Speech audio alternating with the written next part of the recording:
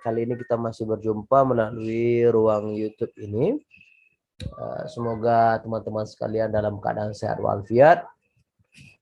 Nah, kali ini kita membahas masih berkenaan dengan kesehatan mental. Akan kita kaji tentang konsep yang salah mengenai kesehatan mental serta pandangan agama.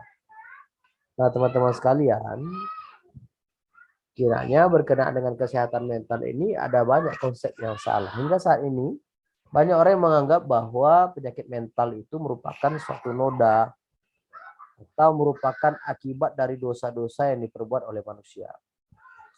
Karena itu, masyarakat menanggapi para penderita mental dengan rasa takut, rasa jijik, dan hal-hal negatif lainnya. Oleh sikap yang keliru tersebut, maka banyak kesalahan-kesalahan yang terjadi dalam memperlakukan orang yang dalam gangguan mental atau orang yang dalam mental yang tidak sehat. Bahkan ada kalanya mendapatkan tanggapan yang negatif berwujud prasangka, ketakutan, atau dikait-kaitkan dengan hal-hal yang berbau misterius atau magik ya, berbau magis ya, berbau mistik mengenai penyebab daripada orang tersebut terkena gangguan mental. Bisa jadi dikarenakan roh-roh, kena dukun-dukun dan lain sebagainya. Pandangan penderita sendiri banyak yang takut dan tidak suka menjalani pemeriksaan oleh dokter. Jadi orang yang kena mental itu sendiri merasa mungkin dirinya tidak ada gangguan gitu. Sehingga dia takut untuk ke dokter, dia takut untuk ke psikiater, dia takut untuk ke psikolog, ya. Dia takut untuk ke terapi, ya, untuk terapis, ya, untuk menterapi dia, ya, sehingga dia tidak dapat bantuan. Mereka menjadi marah, sangat tersinggung, saat diperiksa, ya.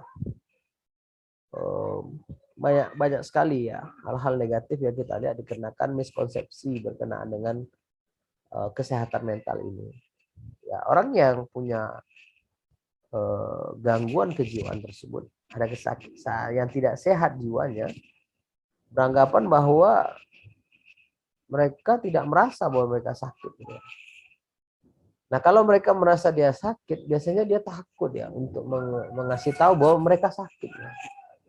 Ya, ada anggapan-anggapan keliru mengenai masalah kesehatan mental, di antaranya yang pertama, penyakit mental ini ada kaitannya dengan herediter. Merupakan warisan atau keturunan. Memang tidak dipungkiri pendapat seperti ini keliru 100%. Ya, tidak 100% keliru. Bisa jadi memang ada hereditas yang dibawa dari orang tua kepada anak yang menjadi penyebab itu menjadi bawaan atau itu muncul pada orang tersebut. Tapi itu tidak akan mungkin serta-merta langsung ada. Dia harus ada eksiden yang memunculkan itu dan harus sudah menjadi simptom-simptom yang banyak. Jadi pandangan ini 100% tidak bisa dikatakan benar. Tapi tidak pula menjadi pendapat yang keliru 100% pula. Tapi tidak bisa dijadikan alasan utama. Penyakit mental itu tidak diturunkan sebenarnya. Tapi dia punya pensifatan, stresnya punya pensifatan yang sama. Tapi bagaimana menanggapi stres ini yang membedakan. Maka membedakan seseorang itu menanggapi stresnya tergantung juga pendidikannya dan bagaimana dia menerima. Walaupun dia punya pembawaan yang mungkin sangat memungkinkan dia terkena gangguan mental. Karena ada pembawaan itu, misalnya emosinya memang sudah ada, tidak terkendalikan, namun dia bisa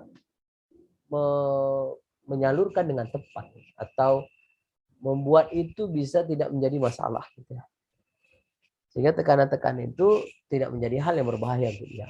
Atau tekanan-tekanan tadi justru membuat dia menjadi lebih baik. Ya. Apakah dia berubah menjadi satu hal yang lebih produktif sehingga bisa tersalurkan. Walaupun dia punya kemungkinan seperti apa yang keturunan-keturunan yang di masa lalu yang terkena pada dia. Namun karena dia pandai untuk mengelola itu dengan baik sehingga itu tidak terjadi pada diri dia.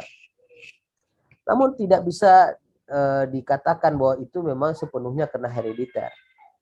Ya, sudah ada bukti-bukti yang memungkinkan untuk itu bahwa orang-orang yang terkena gangguan mental yang mulai dari yang ringan sampai yang berat itu dikarenakan bagaimana dia menanggapi stresnya, dan reaksi dia terhadap stresnya itulah yang bisa menjadi patologis atau tidak patologis.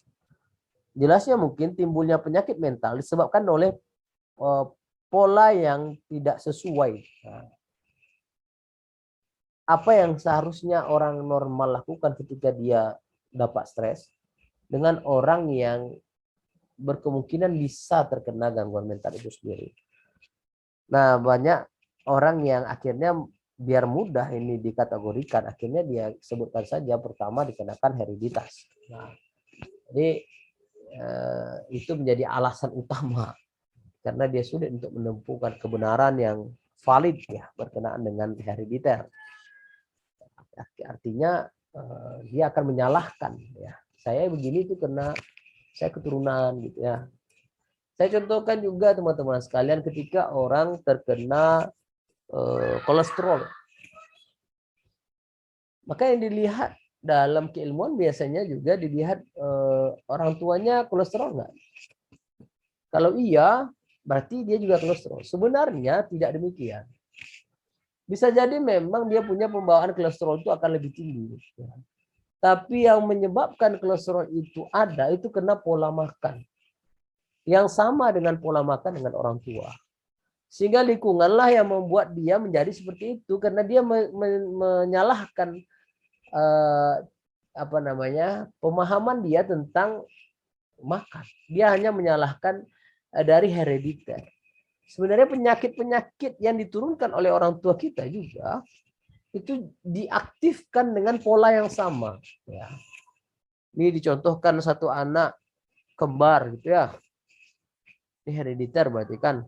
Yang satu tinggal dengan orang tua, yang satu tidak tinggalkan di orang tua karena pemahaman masyarakat tempo lalu anak kembar tidak boleh berada di satu tempat yang bersamaan untuk diasuh. Maka yang satu dititipkan kepada keluarga yang mana gitu. Yang satu lagi diasuh oleh orang tua sendiri. Akhirnya yang diasuh oleh orang tua punya penyakit yang sama.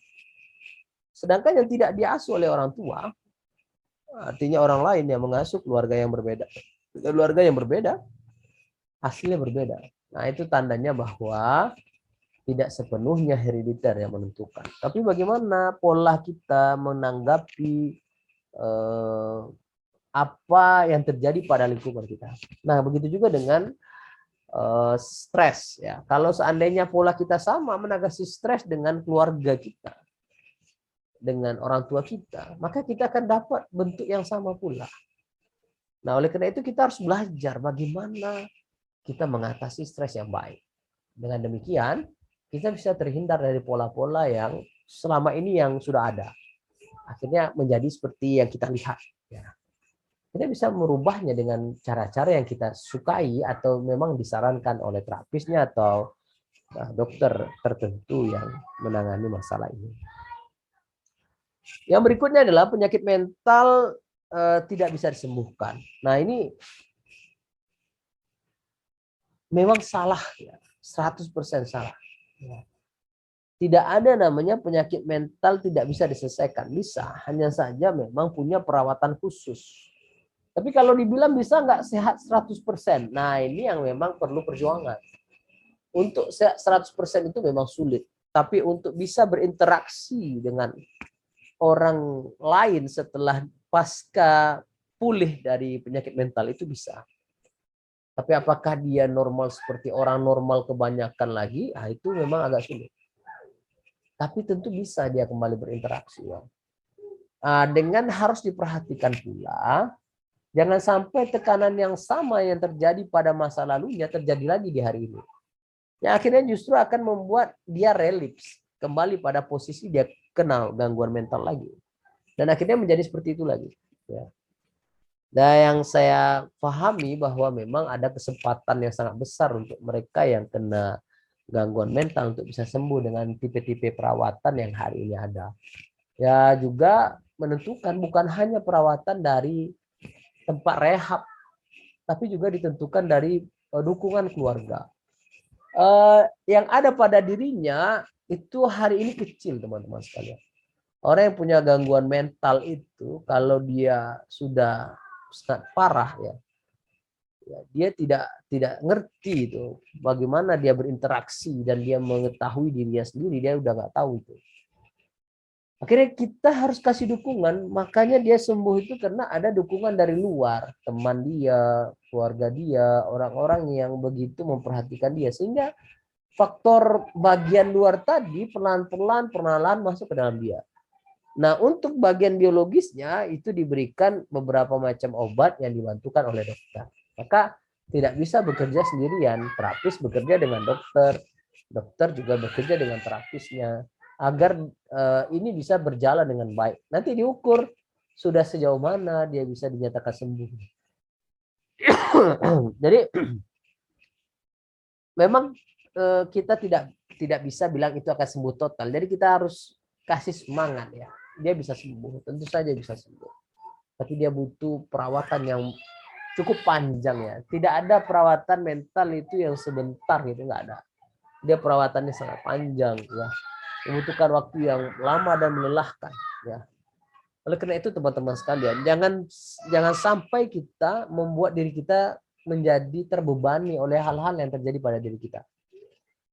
Semua kejadian yang tidak mengenakkan dalam diri kita itu hanya terjadi satu kali. Tapi sayangnya psikis kita mengulangnya berkali-kali sehingga kita menjadi sakit. Saya contohkan misalnya Anda suka dengan satu perempuan gitu ya, satu laki-laki, pacar Anda lah gitu ya.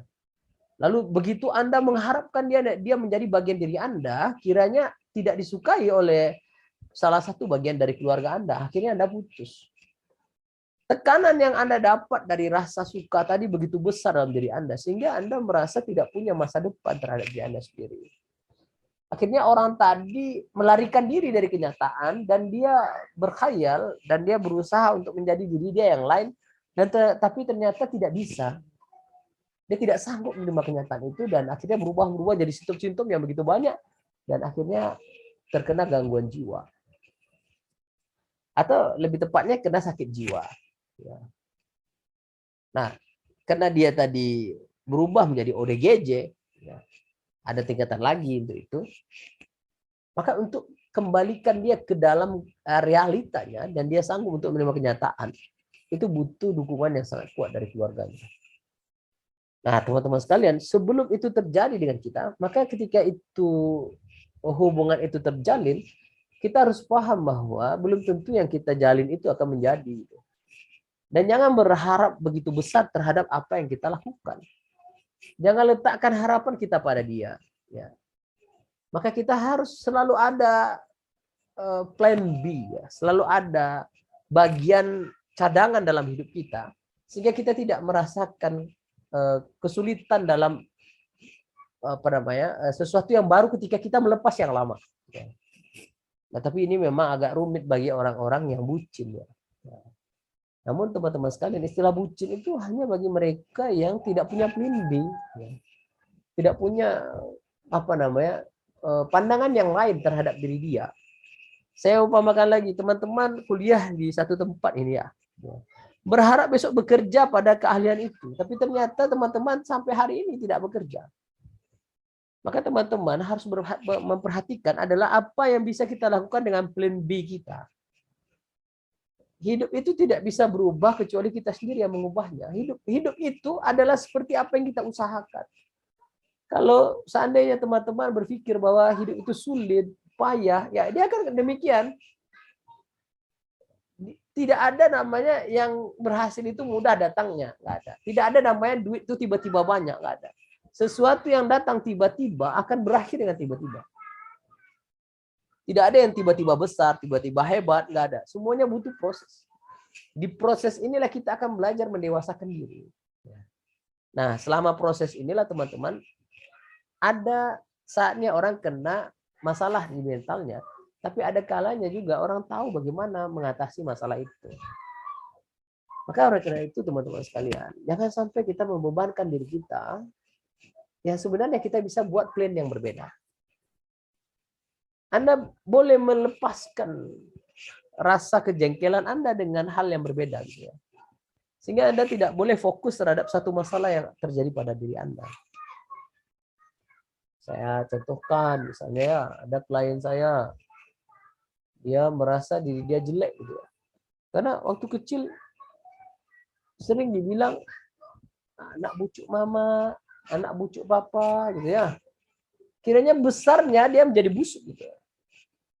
Karena ada keyakinan belief yang salah terhadap diri dia di masa lalu. Akhirnya dia tidak bisa bergaya, tidak bisa berdandan. Nah, dia datang bersama dengan kita. Kita terapi nih. Nah, ketika kita terapi dia sembuh nih teman-teman sekalian. Kenapa? Kita kembali netralkan pemahaman tentang bucuk itu. Jadi hati-hati kita kasih judge sama orang. Harusnya yang kita tidak sadari ini tertanam ketika kita besar kita bisa lepaskan. Gitu. Mungkin kita bisa berpikir seperti ini. Ada nggak teman-teman berpikir, kenapa ketika saya melakukan ini kok banyak gagalnya? Gitu. Coba rilis ya. Jangan-jangan ada hambatan dari masa lalu Anda yang membuat hari Anda ini tidak bisa diselesaikan. Maka Anda cukup merilis masa lalu Anda itu dengan mengatakan, saya melepaskan masa lalu saya. Anda silakan tutup mata Anda, lalu Anda pegang misalnya bagian dada sebelah kanan, sebelah kiri, sambil mengatakan, saya lepaskan masa lalu itu. Dan saya bersiap untuk masa yang akan datang. Apapun sugesti negatif yang pernah tertanam di masa lalu saya, sekarang dia dibebaskan. Lalu tarik nafas yang dalam, lakukan itu sebanyak 3 kali. Anda akan rasakan efeknya. Perlahan-lahan nanti sugesti yang mungkin tertanam di masa lalu Anda yang Anda tidak tahu apa itu, sugesti itu adalah sugesti negatif, maka dia akan terbebas. Ya, jadi teman-teman sekalian mungkin, sangat mungkin orang yang kena gangguan mental itu bisa sembuh. Oke, berikutnya. Penyakit mental itu timbul dan menyerang tiba-tiba. Tidak, ini jawabannya salah ya. Jadi tidak pernah penyakit mental itu datang tiba-tiba. Dia butuh waktu yang panjang. Tidak bisa berlangsung secara mendadak. Misalnya sehat ini, tiba-tiba langsung sakit. Nggak bisa. Dia pasti ada rentetan waktu yang begitu panjang. Saya contohkan penyakit fisik lah. Tiba-tiba orang itu kena gangguan gagal jantung gitu. Itu nggak bisa tiba-tiba. Kita lihat riwayat makan, riwayat olahraganya. Tidak ada yang tiba-tiba. Tubuh kita punya porsi-porsi yang berbeda. Nah, ketika ada bom waktunya, ada saklarnya yang sudah terpencet, yang sudah tertekan, maka dia meledak di saat itu. Maka orang mengatakan bahwa dia tiba-tiba kena, padahal tidak. Itu butuh waktu yang panjang. Ya, lebih mudahnya sama kayak saya, badan saya banyak lemaknya, kan nggak tiba-tiba gemuk kan? Butuh waktu yang panjang untuk menggemukkan badan ini. Anda makan banyak hari ini sampai berapa kilo aja satu hari ini, Anda nggak gemuk langsung. Anda butuh waktu untuk berbulan-bulan untuk Anda sampai berapa ratus kilo. Jadi nggak ada yang tiba-tiba ya. Semuanya butuh proses yang panjang. Dan itu apalagi orang kena gangguan jiwa, itu butuh waktu yang panjang. Tentu dia merasa tidak dipedulikan dulu, keterkucilan, merasa keterasingan sendiri, banyaknya simptom-simptom, banyak berubah menjadi gangguan-gangguan yang begitu banyak dan berubah menjadi hal-hal yang sulit untuk diterima oleh diri dia, stres yang berat, lalu berubah menjadi frustrasi, barulah dia berubah menjadi hal-hal yang berbeda. Jadi nggak langsung ya. Jadi itu semuanya sudah ditanam gitu ya. Kejadian-kejadian yang pada seseorang itu akan menumpuk-numpuk banyaknya. Dia hanya butuh satu momen yang membuat itu menjadi meledak gitu ya. Ya, jadi tidak pernah ada satu krisis yang tunggal di dalam kehidupan manusia. Tidak ada gara-gara satu-satunya itulah penyebab lalu dia berubah menjadi gangguan jiwa, nggak ada. Dia pasti punya masa yang panjang sehingga terjadilah breakdown pada mentalnya ya, atau mental breakdown, atau bahasa kitanya patah mental gitu ya, atau broken lah ya, rusak pada mentalnya. Bibit-bibit dari gangguan mental itu pada galibnya sudah ada sebelum penampakan gejala-gejala atau fenomena orang tadi kena gangguan mental.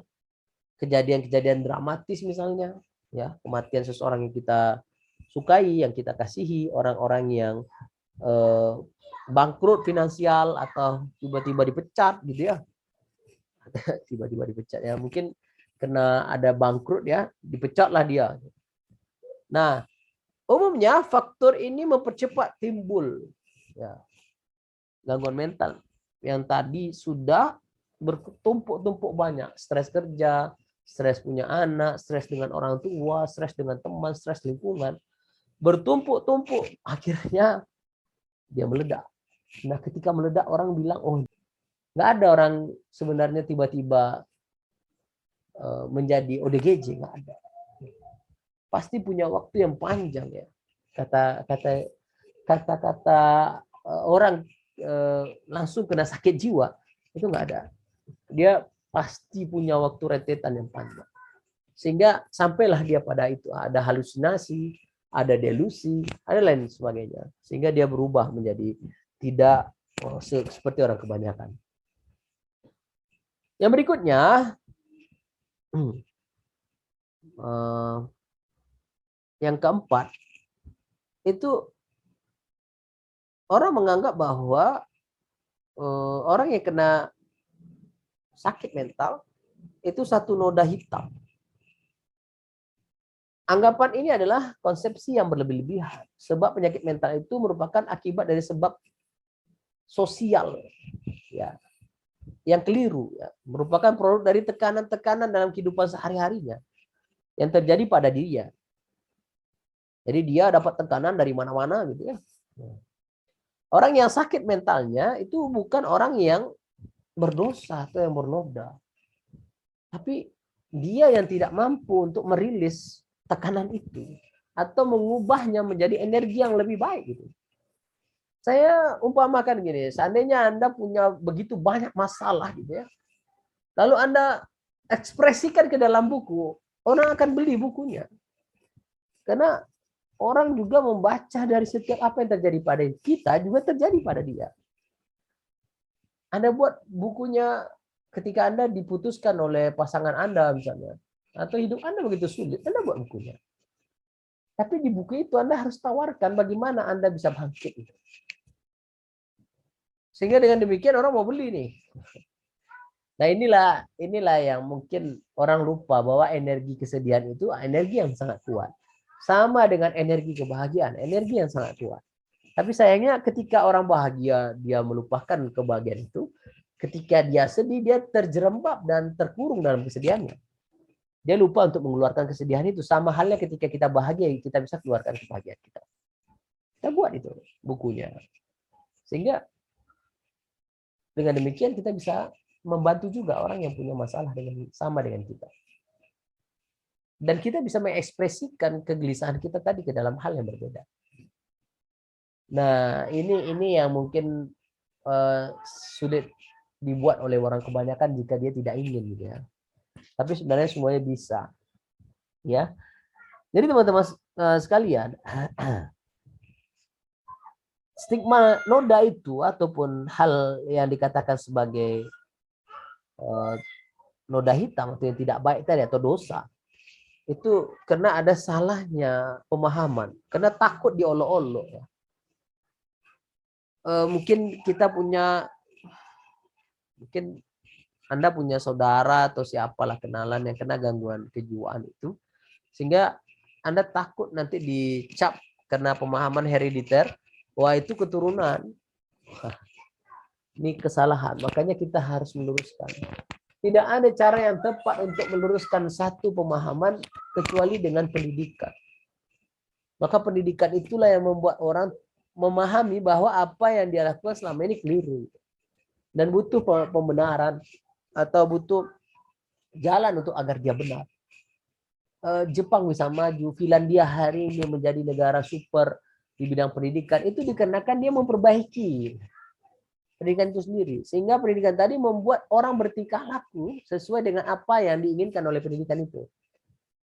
Mungkin kalau kita lihat di Jepang, di Cina, kenapa sangat sedikit itu orang pembersih sekolah? Karena anak-anak dikasih tanggung jawab untuk membersihkan sekolah sendiri. Sehingga wajar saja itu sekolah sebesar itu justru sulit untuk dilihat di mana CS-nya gitu.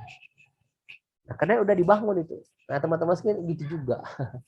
Hari ini saya nggak tahu itu, apakah teman-teman sudah memiliki pemahaman itu juga atau tidak.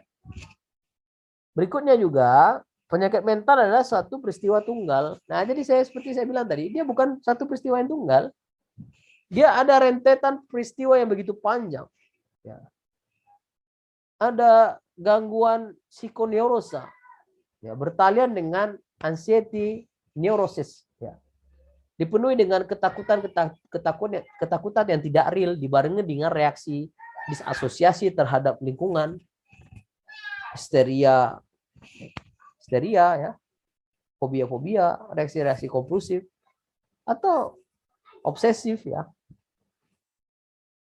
depresi dan lain sebagainya. Inilah yang menjadi kesalahan banyak orang yang menganggap bahwa ini hanya peristiwa tunggal. Tidak. Dia sudah punya rentetan yang panjang dan lama, ya. Dan dia berkali-kali, ya, tidak datang sendiri. Dia bergandengan, ya. Misalnya orang paranoid, ya. Nggak ada tuh tiba-tiba dia takut, nggak ada. Dia pasti sudah melewati masa traumatik, dia sudah melewati masa kecemasan yang begitu banyak untuk kasus yang dirasakan hari ini. Jadi ada satu kejadian yang membuat dia memang menjadi paranoid. Gitu. Kejadian itu yang menjadi kejadian efek besar yang terjadi pada diri dia yang mempercepat dia terkena gangguan jiwa sendiri. Nah, itu kira-kira ya teman-teman sekalian untuk difahami berkenaan dengan pandangan yang salah atau keliru. Berikutnya juga, seks merupakan sebab dari timbulnya penyakit mental. Ini yang disangkal oleh banyak ahli terhadap pendekatan Freud, gitu ya. Kena pemahaman kebutuhan biologis saja. Sebetulnya tidak serta-merta 100% benar ini, tapi juga tidak 100% salah. Memang ada unsur biologis yang membuat orang bisa terkena gangguan mental. Misalnya tidak terpenuhi kebutuhan makan, minum, kebutuhan seksual, dan lain sebagainya. Nah, memang tidak serta-merta itu disalahkan 100%. Tapi ini juga tidak serta-merta benar, gitu. Jadi memang ada simptom-simptom yang dikarenakan hal ini, ya. Misalnya juga tingkah laku seks yang abnormal adalah simptom dan bukan dari penyebab maladjustment pribadi, ya. Jadi kalau ada yang mengatakan bahwa orang yang seks abnormal itu dikarenakan pelajaran dia dari yang dia dapat dari yang lain, itu tidak serta-merta benar. Itu merupakan satu peristiwa yang membuat dia belajar, ya, bahwa untuk mendapatkan kepuasan itu adalah melakukan kesalahan. Terlepas apakah dia setuju dengan itu atau tidak, itu tergantung diri dia. Jadi ada kalanya memang orang yang pernah disodomi akan menyodomi. Ada kalanya juga orang yang tidak bisa berhasrat dengan manusia, dia berhasrat dengan binatang. Dan itu semuanya bukan dikarenakan tiba-tiba dia menjadi demikian, tapi tidak, tapi adaptasi yang salah terhadap pemahaman dia, sehingga dia melarikan diri berubah menjadi itu. Nah, lama-kelamaan itu akan menjadi beban mental untuk dia. Beban mental tadi akan berubah menjadi gangguan-gangguan yang berbeda. Akhirnya dia kena sakit jiwa dikena hal itu, ya. Ada dorongan untuk memenuhi hasrat seksual, tapi takut berdosa, dia tidak sanggup untuk melakukannya. Akhirnya teman-teman sekalian, dia tertekan jiwanya dan akhirnya berubah menjadi gangguan kejiwaan. Sebenarnya itu rentetan yang panjang. Jadi salah memahami. Teman-teman sekalian, ini tidak serta-merta benar gitu ya, bahwa gara-gara inilah dia kena sakit jiwa. Tidak. Memang bisa jadi dikenakan ini, tapi bukan serta-merta dikenakan ini hal yang benar-benar terjadi pada diri dia. Itu untuk seks lah penyebabnya gitu ya.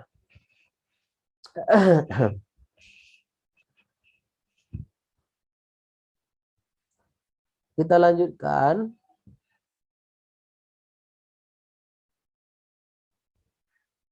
Nah, bagaimana pandangan agama? Jadi agar jiwa kita sehat, agar jiwa kita kuat, agama kasih itu pandangan. Yang pertama, kita harus ciptakan rasa aman mengenai lingkungan kita, mengenai cara berpikir kita. Ketika kita berada di satu lingkungan dan lingkungan itu tidak sesuai dengan tahap tumbuh kembang kita, maka kita punya dua pilihan. Yang pertama, keluar dari lingkungan itu. Atau yang kedua, kita tetap dalam lingkungan itu, namun kita menyesuaikan diri terhadap hal-hal yang bisa kita sesuaikan. Kalau memang tidak bisa kita sesuaikan, lebih baik kita mencari lingkungan baru yang bisa membuat kita menjadi sehat. Memang kalau agama kita sendiri mengajarkan demikian. Sebelum kita membeli rumah, kita harus lihat tuh lingkungan sekitar kita itu seperti apa. Karena tentu anak kita akan berperilaku seperti itu nantinya. Begitu juga dengan kita sendiri, kita, istri kita, dan siapapun yang ada di situ akan berubah. Pandangan agama itu penting. Buatlah rasa aman. Karena rasa aman tadilah yang paling mahal di kehidupan. Mau beli rumah, mau cari tempat tinggal, kita lihat tuh. Kira-kira kita aman nggak di sana? Harta kita aman nggak di sana? Kalau kita masih ada was-was, masih ada rasa takut dalam diri kita terhadap lingkungan itu, berarti ada yang tidak benar itu. Ada sesuatu yang salah. Maka buatlah keadaan itu menjadi aman. Yang berikutnya, tubuh yang sehat. Teman-teman sekalian, sebenarnya anugerah Tuhan yang paling utama itu adalah kesehatan. Mungkin orang banyak nggak sadar, teman-teman sekalian. Mungkin dia nggak punya uang, iya dia nggak punya uang. Mungkin dia juga nggak punya jabatan, betul dia nggak punya jabatan. Tapi Tuhan kasih satu sama dia, Allah kasih satu, yaitu sehat. Jadi tidak ada orang yang selamanya di bawah, nggak ada. Kecuali dia memang milih dia di bawah. Tidak juga ada orang yang selamanya di atas. Pasti dia akan ada saatnya dia jatuh. Tapi dia bisa bangkit lagi atau tidak, itu tergantung dia. Dari itu semua teman-teman sekalian, maka dituntut dalam diri kita, agama kita, membuat diri kita untuk selalu bersyukur. La in syakartum la azidannakum wa la in kafartum inna azabi lasyadid. Barang siapa yang bersyukur, Allah akan tambah nikmatnya. Barang siapa yang kufur akan nikmat Allah, maka sesungguhnya azab Allah pedih. Maka tubuh yang sehat harus disyukuri. Dengan tubuh yang sehat, kita bisa punya peluang yang banyak. Teman-teman sekalian, coba lihat 24 jam ngapain. Ada nggak hal yang baru yang teman-teman lakukan dalam hidup Anda? Kalau tidak, berarti Anda menyia-nyiakan hidup Anda yang 24 jam. Tuhan kasih orang A, orang B itu sama jamnya. Tapi bagaimana memanfaatkan jam? Itulah yang berbeda. Tidak ada orang yang tiba-tiba hebat. Nggak ada. Nggak ada orang yang tiba-tiba kuat. Nah, teman-teman lihat orang yang berotot gitu. Kenapa bisa ototnya sebanyak itu? Tiba-tibakah ototnya? Tidak jawabannya. Dia harus melewati rasa sakit yang begitu luar biasa sehingga dia mendapatkan otot itu. Begitu juga dengan kesuksesan. Tidak ada tiba-tiba orang berhasil gitu. Nggak ada. Anda tidak berhasil itu hal biasa. Tapi Anda memilih untuk tidak berhasil. Itu yang menjadi masalah. Berapa banyak orang memilih untuk tetap ke dalam ketidakberhasilan. Padahal dia bisa berhasil. Hanya saja dia tidak mensyukuri yang Allah kasih modal. Dalam diri dia itu sehat. Selagi sehat, semuanya mungkin. Makanya syukuri. Allah kasih tuh, la in syakartum la azidannakum wa la in kafartum inna adzabi lasyadid. Tidak mungkin satu kaum bisa mengubah nasibnya sebelum dia ubah sendiri. Jadi Allah ingin itu kita ubah nasib kita. Allah kasih modal tanpa kita sadari modalnya luar biasa, yaitu sehat. Berapa banyak orang di luar sana punya banyak uang, tapi uangnya nggak bisa digunakan untuk dia. Jadi kena banyak penyakit. Berapa banyak orang yang justru nggak punya uang, tapi dia bisa makan apa saja. Sebenarnya siapa yang kaya? Dua-duanya kaya. Tergantung bagaimana dia mensikapi kekayaannya. Mau nggak dia bersyukur dengan itu? Kalau kita mau itu bersyukur, maka akan terhindar dari gangguan-gangguan mental. Hanya saja banyak orang tak sadar ini, teman-teman sekalian. Sehingga lebih cenderung mencela dirinya ketimbang dia berusaha untuk mengubah sesuatu. Maka Allah sindir kan. Babi ai ala rabbikuma tukadziban. Nah, itu Allah sindir itu. Jadi pelajaran mental ini mencoba untuk menyindir diri kita. Apakah yang Allah kasih mental yang sehat ini yang ada pada diri kita, mampu nggak kita kelola dengan baik? Sehingga kita menjadi berdaya guna. Punya nilai. Teman-teman kalau melihat betapa hebatnya diri kita, pergilah teman-teman di tempat-tempat adik-adik yang kena autis. Teman-teman kita yang kena autis. Mereka begitu berusaha untuk sampai pada level normal. Gitu. Luar biasa teman-teman sekalian. Allah kasih dia satu perbedaan dengan diri kita. Dia harus berusaha lebih kuat untuk sampai pada level kita normal. Tapi kita yang sudah sampai level normal, ini nggak pernah bersyukur. Nggak pernah berusaha agar membuat diri kita lebih meningkat. Sehingga Allah pantas saja. Inna azabi lasyadid. Allah kasih azab justru. Gara-gara kita tidak bersyukur. Allah kasih badannya sehat, tenaga yang masih bisa digunakan. Hanya saja banyak sekali alasan yang membuat diri kita tidak bisa berhasil. Alasan ini yang dibenar-benarkan dalam diri kita. Merasa nggak punya kekuatan, merasa nggak punya keahlian, merasa, hey teman-teman sekalian, coba lihat hari ini. Google itu tidak menerima orang yang hanya berijazah masuk ke dalam staffnya atau bagian dari Google.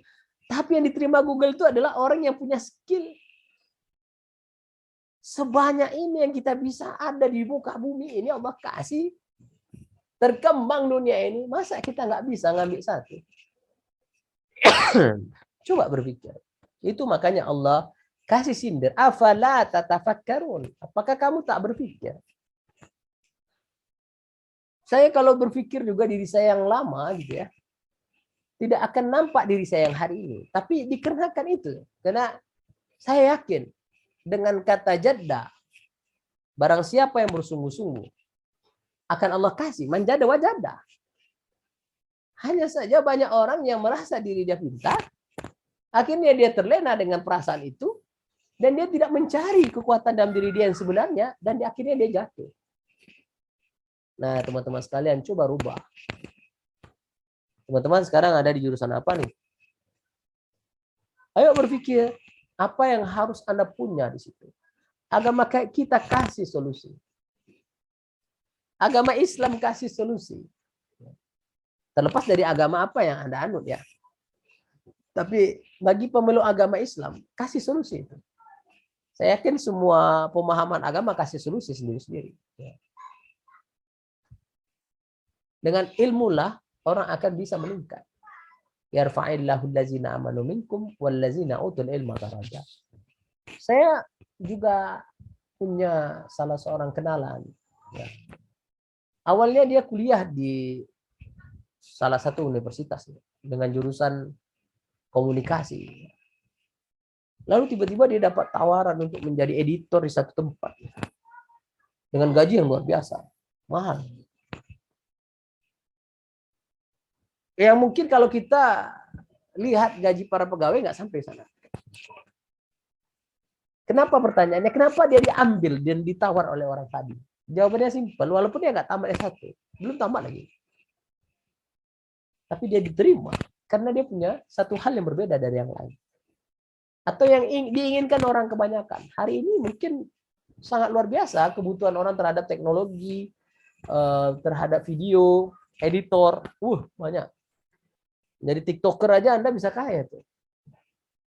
Tapi tergantung Anda, passion Anda di mana. Makanya dikasih tuh beda-beda. Bayangkan kalau semua orang jadi TikToker. Pertanyaannya siapa yang dagang gitu ya? Siapa yang semuanya sudah Allah kasih dengan keseimbangannya. Ya. Makanya dikasih seimbang oleh Tuhan kita itu semuanya dengan hal-hal yang berbeda-beda. Si anu jago anu, si anu jago anu, si anu jago anu.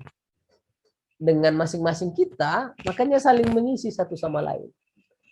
Nah, bedanya ada orang yang tidak mau. Hebat di situ. Nah, orang-orang inilah perlu diberikan kesadaran bahwa Anda bisa jadi apapun yang Anda inginkan. Sampai Anda berhenti mencoba. Itu harus Anda tahu itu.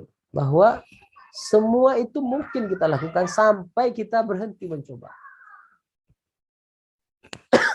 Dan pastikan bahwa yang kita lakukan itu adalah hal yang baik. Karena tidak mungkin ada kebaikan dari hasil ketidakbaikan. Nggak mungkin. Kalaupun hari itu Anda untung, di kemudian hari Anda pasti buntung. Itu istilahnya piti hantu makan setan. Piti setan makan hantu. Nah ini teman-teman sekalian, maka hindari hal-hal yang diharamkan oleh agama. Sehingga dengan demikian Anda mendapatkan kesehatan yang kuat. Yang berikutnya Anda bisa lihat dalam surah Al-Fatihah ayat 6-7.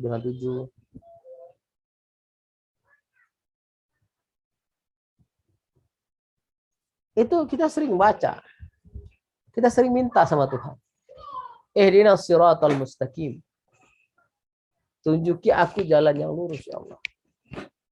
Lalu kita tegaskan siratal ladzina an'amta 'alaihim ghairil maghdubi 'alaihim waladdallin.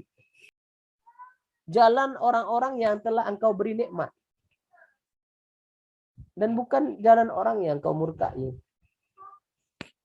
Maksudnya apa? Kita berharap seperti apa yang dikasih oleh Nabi kita, oleh para syuhada, oleh para sahabat Nabi, orang-orang saleh. Sehingga hidup kita itu kan tidak di dunia saja. Hidup kita juga di akhirat. Maka orientasi hidup dunia ini adalah hidup akhirat. Mereka yang mengejar dunianya semu. Sedangkan mereka yang mengejar akhiratnya, dia fatal morgana. Maka dunia akhirat itu harus bersatu. Kehidupan akhirat itu ada di dunia. Kalau seandainya dunia tak beres, akhirat juga tak beres. Paling tidak teman-teman, kalau Anda menderita di dunia, jangan sampai menderita di akhirat. Ini double kill namanya. Makanya kita selalu minta sama Tuhan kita, ihdinas siratal mustaqim. Tunjukilah kami jalan yang lurus, siratal ladzina an'amta 'alaihim. Nah, kita selalu minta petunjuk sama Tuhan. Agar kita tidak sesat jalannya. Kalau Allah ingin, maka semuanya mungkin terjadi. Maka jangan pernah kita mengucilkan Tuhan kita dalam diri kita. Barang siapa yang mendekatkan dirinya pada Tuhannya satu jengkal, Allah dekatkan satu hasta. Maka percayalah, dalam diri kita itu ada nilai spiritualitas yang nggak bisa dipungkiri. Mau tidak mau, ingin tidak ingin, itu pasti akan muncul pada diri seorang ketika dia dalam keadaan yang benar-benar terdesak. Pada siapa dia bermohon? Maka orang Barat di sana itu banyak bunuh diri dikarenakan dia nggak punya sandaran selain dirinya sendiri. Karena pandangan mereka itu banyak yang tidak mempercayai Tuhan. Dia mempercayai bahwa dia sukses itu karena diri sendiri. Tapi mereka yang mempercayai adanya Tuhan, ketika mereka dalam keadaan gagal, maka ada sandarannya dari dia ketidaksuksesan itu. Sehingga dia bisa bangkit kembali. Kita butuh untuk bersandar. Ketika kita ingin berdiri, pertama kali berdiri, kita bersandar. Dari situlah kita akan mendapatkan kekuatan. Nah, teman-teman sekalian, inilah yang harus teman-teman pahami secara baik tentang jalan yang lurus. Berikutnya teman-teman sekalian bisa lihat di surah An-Nisa. Di sana Anda bisa baca sendiri ya, cari di internet bisa, di Al-Quran Anda buka boleh ya. Allah jelaskan yang artinya, dan barang siapa yang mentaati Allah dan Rasulnya, maka mereka itu akan bersama-sama dengan orang-orang yang diberi nikmat oleh Allah. Jadi kalau kita orang yang beragama Islam, lalu tak mempercayai Islam itu sebagai solusi dalam hidup, maka dia akan kering hidupnya. Jiwanya akan gersang.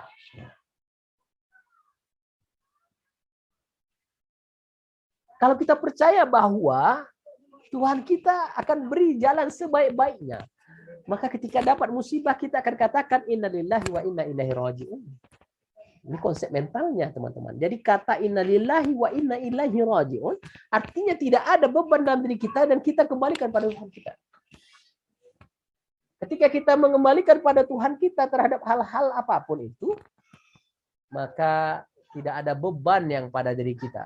Nah, ini penting teman-teman paham tentang ini. Sehingga dengan demikian, inilah yang harus kita pahami bersama-sama. Lihatlah An-Nisa ayat 69. Lanjutnya di Ar-Ra'd, Allah kasih itu.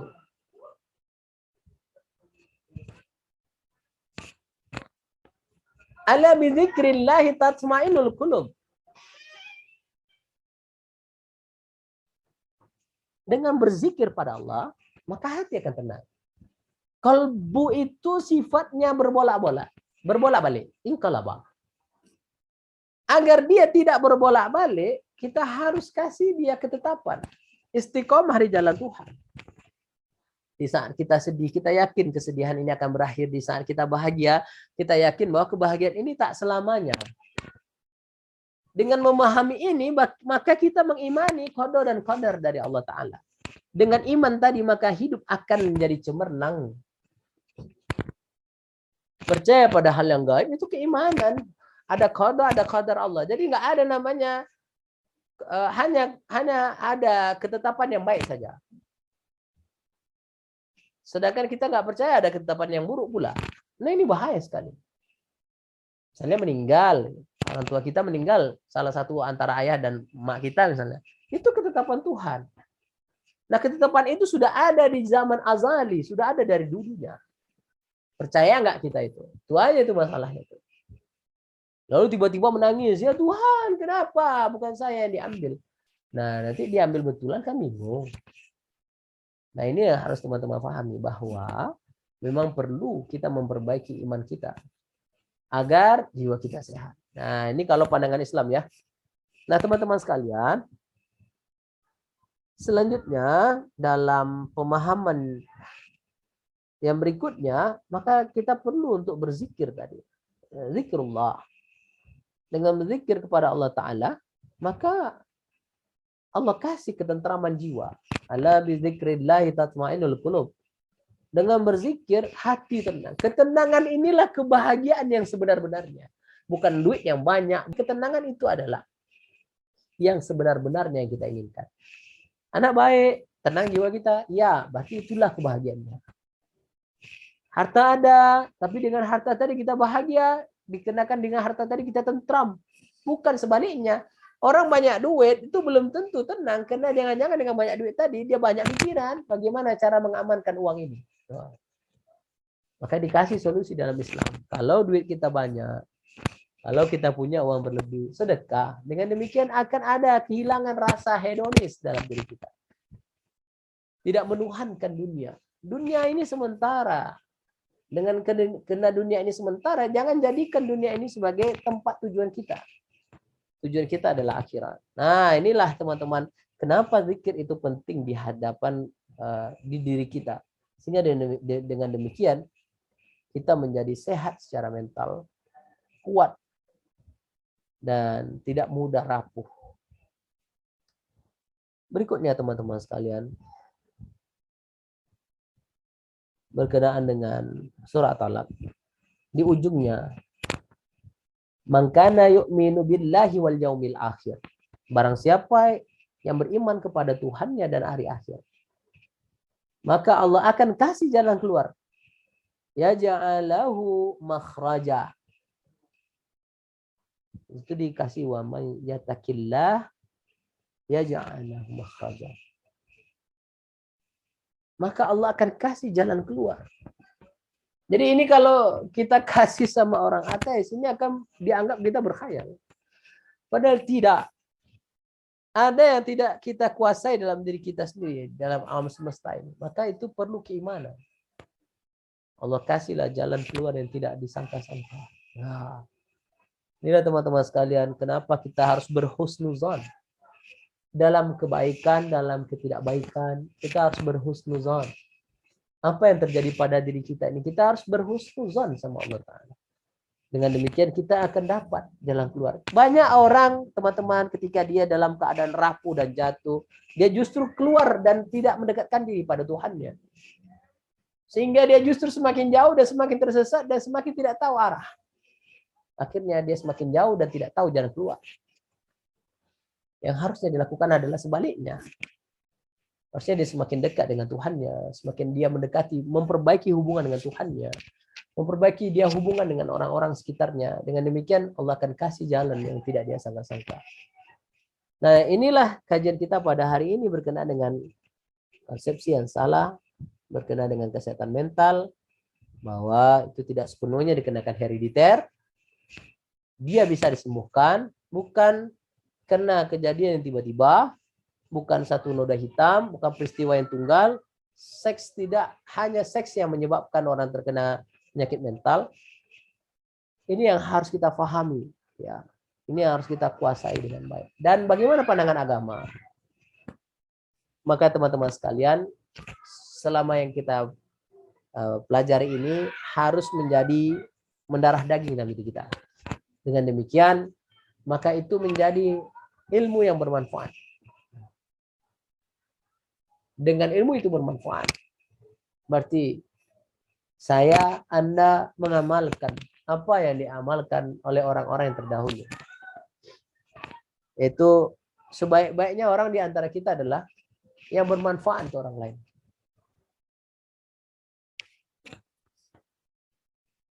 Kalau kita tidak bermanfaat untuk orang lain, maka diri kita bukan diri yang baik. Maka kita sudah dikasih dengan dogmatik kita dalam agama Islam, maka kita harus gunakan itu dengan baik sebagai modal kehidupan kita. Teman sekalian,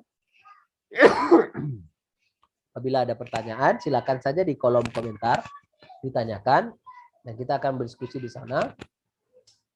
Dan untuk perjumpaan terakhir kita akan dilakukan di Zoom. Dan saya berharap Anda semuanya bisa sehat walafiat, menempuh kehidupan Anda, menjalankan aktivitas Anda, dan mendapatkan kesuksesan hidup Anda. Dan walaupun Anda dalam keadaan sesudah apapun, Anda yakin bahwa itu pasti akan berakhir. Dan Anda dekatkan diri pada Tuhan Anda, perbaiki hubungan dengan Tuhan Anda, perbaiki hubungan dengan sosial Anda, maka Allah akan kasih jalan-jalan yang kita tidak sangka-sangka. Apakah itu cepat atau lambat? Wallahu a'lam. Percayalah, tidak ada usaha yang sia-sia. Tidak ada kerja keras yang akan menghilang. Tidak ada sesuatu yang bernilai akhirat. Tidak dapat di dunia juga. Pasti ada sisanya di dunia. Demikian yang dapat saya sampaikan. Mohon banyak maaf apabila ada kata-kata yang salah. Akhir kalam. Assalamualaikum warahmatullahi wabarakatuh.